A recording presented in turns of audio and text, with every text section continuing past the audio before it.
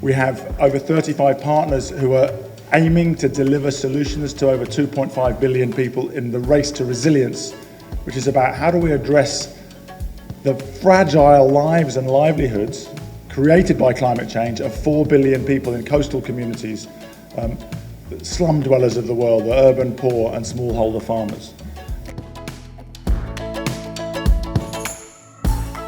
Start to lose the Congo Basin, we head to a 3-4 degree world, we lose the rainfall in the Sahel, we lose the rainfall in Ethiopia, we lose agriculture in Egypt, and we're looking at 500 million climate refugees in Africa.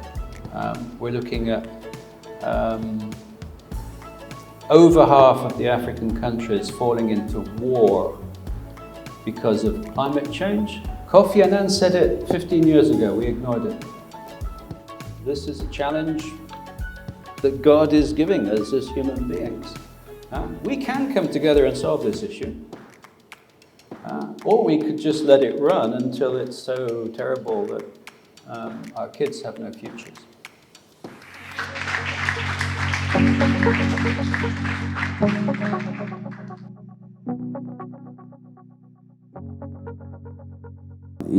It's agreed that the revenues that will be generated by the sale of this carbon credit will follow the following waterfall.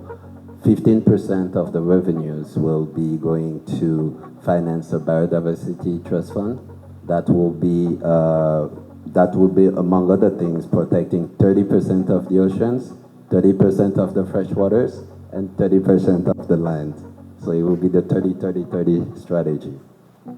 In addition to that, another 15% will be going to NGOs that are acting in those regions.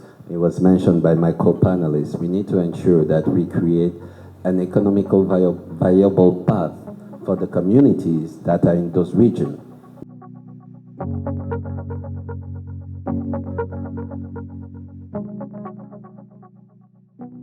Because the social benefits, that just transition that these projects can have is going to be massive. And it's going to bring real economic and social development to the continent. So those things actually can go hand in hand as long as you're doing them responsibly. And we also think that by having Standard Chartered in there, we might push for some higher standards than you might have had if we weren't in there, because we like to try and do the sort of environmental and social risk management side as well as we can. But this is just nature. You found it, it just happens to be there. Why should we pay you for it? But if it is just nature, then why don't you have it? You know, why don't you have the 170,000 elephants? Why don't you have the forests?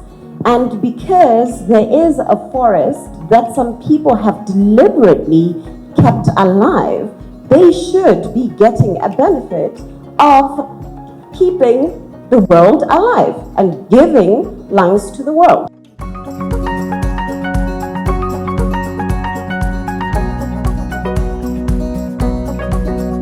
I think as Climate Action Platform for Africa, CAP-A, we are keen that we can enable the continent and governments in the continent to identify, to quantify and realize viable climate action opportunities in their own countries.